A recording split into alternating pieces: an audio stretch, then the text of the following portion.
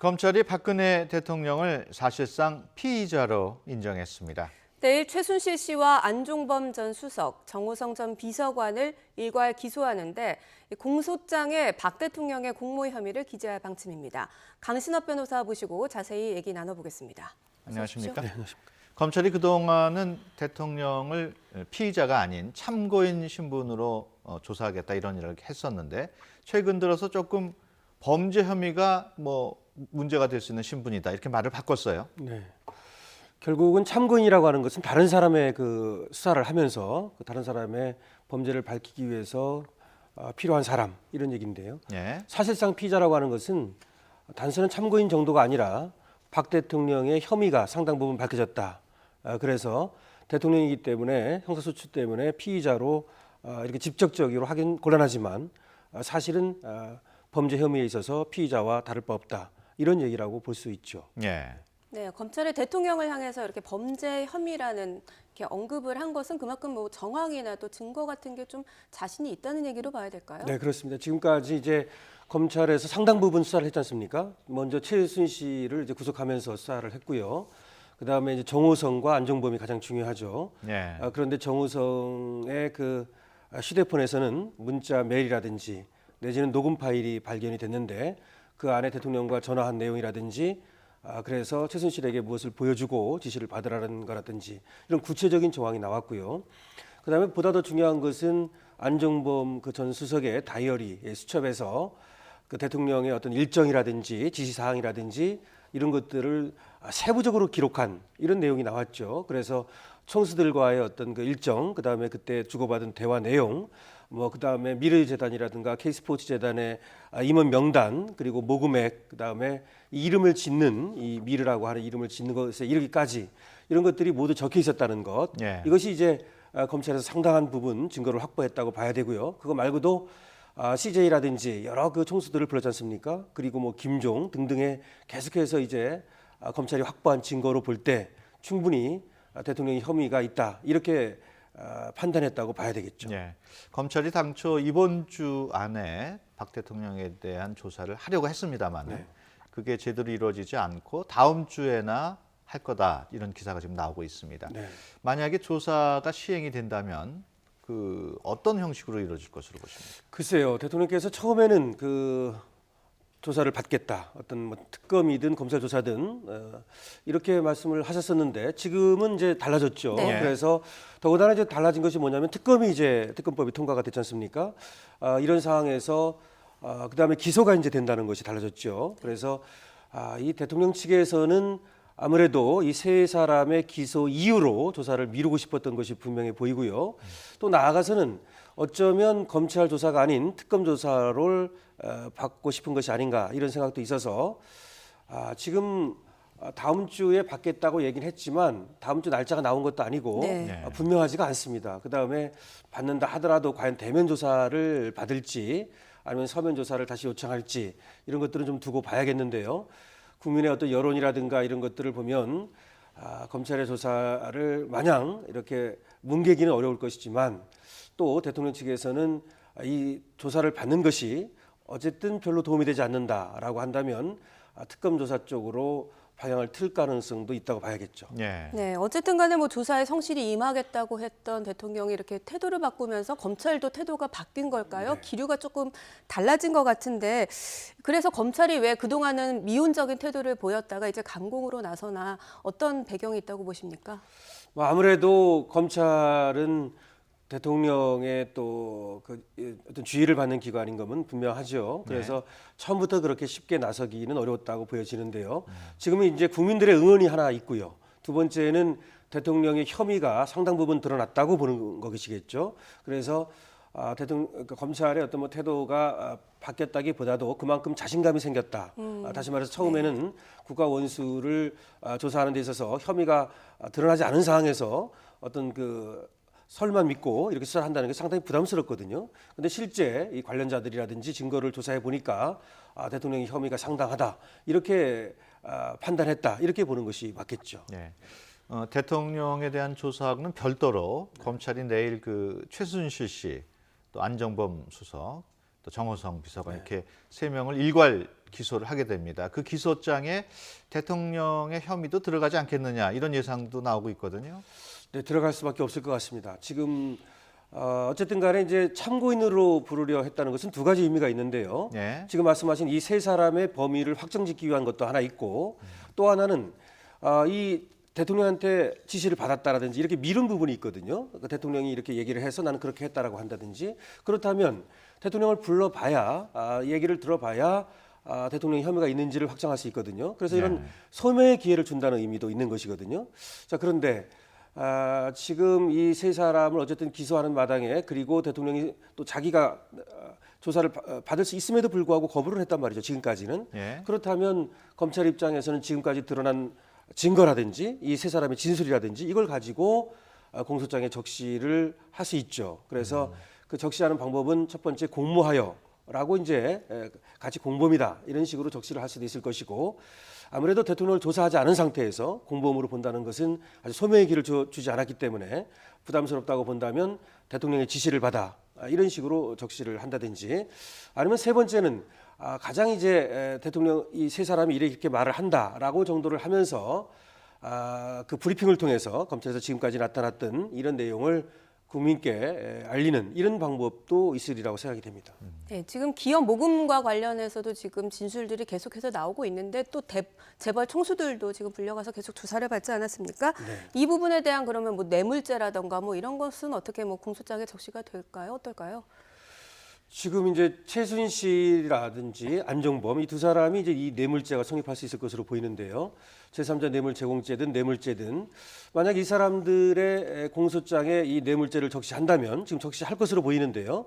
그렇다면 대통령도 여기에 연관이 있다는 것을 적시하지 않을 수 없을 겁니다. 왜 그러냐면 이 뇌물죄가 되기 위해서는 원래는 신분범, 공무원만이 되는데요.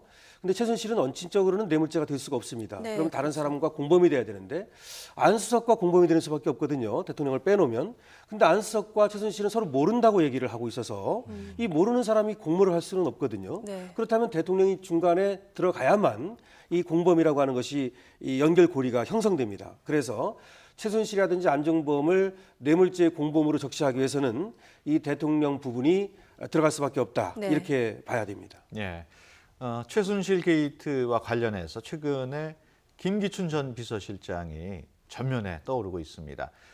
김정 전 문체부 차관이 그 전 비서실장을 통해서 최순실 소개받았다 이런 증언 때문이기도 한데 네. 막상 또 전 비서실장은 그걸 부인하고 있고요. 네. 어떻게 보십니까? 글쎄요, 이제 김종 전 차관 이 양반도 이제 여러 가지 지금 승마협회라든지 부정입학이라든지 또 재단에 돈을 모으는 거라든지 굉장히 사실은 영향력을 많이 행사한 사람이 아닌가 이렇게 보고 있는데요. 네. 이 사람이 이렇게 영향력을 행사할 수 있었던 이유가 도대체 뭐냐라고 하는 거죠. 문체부 2차관이라고 하는 자리가 정상적으로 한다면 그런 어떤 영향력을 행사할 수가 없는 것이거든요. 그렇다면 누군가가 뒤에서 그렇게 이제 어떤 힘을 밀어줬다는 얘기인데 예. 그것이 이제 지금까지 드러난 거 보면 김기춘 비서실장 이 사람 아니냐라고 하는 거고 본인이 안다고 한 건 아무래도 모르는 상태에서 안다고 했을 가능성은 많지 않습니다. 그런데 이제 김기춘 전 비서실장은 아무래도 이 김종하고의 관계가 밝혀지게 되면 그 정도가 아니라 대통령이라든지 최순실이라든지 이런 관계가 모두 드러날 수밖에 없기 때문에 일단은 부인을 하는 것이 아닌가 이렇게 생각은 되는데요. 아무래도 최순실과 대통령 사이에서 이 안종범은 사실은 지시를 받아서 충실히 이행한 정도로 보이거든요. 예. 그렇다면 최순실과 대통령 사이에 어떤 가교 역할을 하고 영향력을 행사하는 누군가가 있었을 것이다. 이렇게 보이는데 김종 전 차관의 말에 의한다면 그것이 김기춘 전 비서실장이 아니라는 법도 없겠죠. 예. 네, 그래서 그런 증언들도 지금 나오고 있는데다가 또 최순실 씨의 이 대통령 대리 처방으로 논란이 됐던 차병원 계열에서 또 치료도 받았고 또 네. 비용 특혜를 받았다는 기사가 또 나왔잖아요. 그렇습니다. 이 최순실 게이트와 그러면 어떤 연관이 있을까요? 정말 배후에 이제 김기춘 전 비서실장이 있다고 보는 게 맞는 건지. 글쎄요, 지금까지 드러난 것만 가지고 확정짓기는 어렵겠지만 사실은 뭐 저도에서도 그때 최순실과 대통령이 휴가 갔을 때 같이 있었다는 설도 지금 있는데 김기춘 비서실장 쪽에서는 부인을 했습니다. 그런 얘기도 있고 그다음에 아까 지금 말씀하신 것처럼 이 차움이라는 병원이죠. 네. 이 병원은 원래는 해원제이기 때문에 아무나 들어갈 수도 없고 그런데 1억 이상이 넘는 상당한 특혜를 받으면서 거기를 이제 김기춘 전 비서실장 이용했다라고 하는 설도 있고요. 그렇다면은 최순실과 모를 수는 없겠죠. 만약에 네. 최순실의 거기는 상당히 그 단골 병원이었으니까요. 네. 그러면 어떤 그런 병원이라든지 이런 것들을 고리로 해서 아무래도 최순실과 김기춘 전 비서실장 그리고 대통령이 연결될 가능성이 있다 이렇게 보는 것이 합리적이겠죠. 네. 검찰은 일단 김기춘 전 실장을 소환 조사한다는 방침인데요. 네. 뭐 검찰에 출석해서도 김 전 실장이 사실 모든 사실관계를 부인하고 얘기를 안 한다면 사실 좀 캐내기가 어려운 상황 아닙니까? 그렇습니다. 사실은 김기춘 전 비서실장이 쉽게 얘기하지 않을 것으로 생각이 되는데요. 다만 이제 김정 전 차관이 얼마나 구체적으로 적시를 했는지 그러니까 내가 그 김기춘 전 비서실장을 알게 된 경위를 얘기하지 않습니까? 김정 전 차관이. 그런데 그것이 이제 아주 구체적이고 믿을 만한 그런 것이라면 그것을 들어서 추궁을 하면 혹시 그 진술을 할지 모르겠습니다만 네. 그렇게 구체적인 진술이 아니라면 그냥 안다 이렇게만 말했다면 그거 가지고는 김 전 실장이 얘기를 실토하지 않을 가능성이 많죠. 어떻습니까? 김정 전 차관하고도 대질 실문이 이루어질 것 같습니까? 예, 김정 전 차관은 이제 조사를 받고 돌아갔는데요. 필요하다면 뭐 대지를 해서라도 밝혀야 될 텐데, 글쎄 이제 어느 정도 검찰 입장에서 봐서 대질이 필요하다 예. 이러면 할 거고요. 근데 사실 김 전 실장을 조사해 보니까 김정 전 차관이 말이 안 된다. 오히려 김정 전 차관이 오히려 핑계를 댄다든지 없는 말을 한 것 같다. 이런다면 안 하겠죠. 예. 그래서 상당히 구체성이 있다고 판단된다면 대지를 해서 확인을 하겠죠. 네. 네, 일단 최순실 씨의 조카 장시호 씨도 이제 긴급 체포가 되고 지금 조사를 받고 있는 상황인데 네. 이 장 씨가 받고 있는 혐의가 어떤 건가요? 장 씨는 크게 보면 두 가지로 볼 수 있는데요. 하나는 이제 횡령 혐의입니다. 장 씨가 삼성으로부터 16억의 그 지원을 받았거든요. 여기에는 이제 김정 전 차관이 압력을 행사했다는 지금 네. 그런 의혹이 있습니다. 그래서 16억을 받아가지고 11억 원을 개인적으로 썼다 이런 말도 있고 또 이제 문체부로부터 6억 7천만 원에 해당하는 또 돈을 갖다가 또 이 지원을 받았거든요. 예. 그래서 이런 식으로 장 씨가 한국 동계 스포츠 영재재단이라고 하는 것을 만들어서 이거를 통해 가지고 삼성으로부터도 지원을 받고 문체부로도 지원을 받고 또 이걸 통해 가지고 평창 동계올림픽 이권 사업에 또 그 영향을 미치려 하고 사실은 이것이 기획법인이 아닌가. 다시 말해서 자신의 영향력을 이용해 가지고 돈을 벌기 위해서 네. 이권을 챙기기 위해서 이런 법인을 만들지 않았는가라는 의혹이 있는 것이고요. 또 하나는 장시호가 이제 부정 입학에 해당하는 이런 것도 또 있지 않았나라고 하는 그런 의혹도 또 있는 것이죠. 그래서 어쨌든 간에 지금 또 뭐 더 스포츠엠이라는 회사를 만들어 가지고 그걸 또 K스포츠에서 바로 또 그 신생업체가 말이죠. 네. 어떤 그 행사 이런 거에 대한 또 그 이권도 따내고 많은 이런 어떤 이권에 개입한 정황이 많습니다. 이 사람은. 그래서 이런 점에 대한 조사가 이루어지고 있다고 봐야겠죠. 예. 앞서 특검 말씀하셨습니다만 일단 다음 달부터 특검이 시작이 됩니다. 네. 국민들의 가장 큰 관심은 과연 누가 특검에 임명될 것인가. 네. 지금 뭐 많은 인물들이 거론이 되고 있습니다만 어떻게 예상하십니까? 사실은 특검은 누가 되는가가 굉장히 중요합니다. 특검이 정말 물에 물 탄 듯 하면 아무것도 안 되는 겁니다. 사실은 검찰이 하는 것만도 못할 수도 있습니다. 예. 그래서 이제 특검이 굉장히 중요한데요. 그래서 야권에서도 지금 따로따로 하는 게 아니라 민주당과 국민의당이 같이 한 예. 두 사람을 추천하겠다 이런 얘기가 나오는데요. 지금 이제 거론되는 사람은 박시환 전 대법관이라고 진보적 성향의 우리법 연구에 그런 모임을 했던 예. 이런 분이 또 하나 있고 또 하나 이제 김지영 전 대법관인데요. 여기는 구의역 스크린도어 사건 당시에 진상규명위원장을 맡았었죠.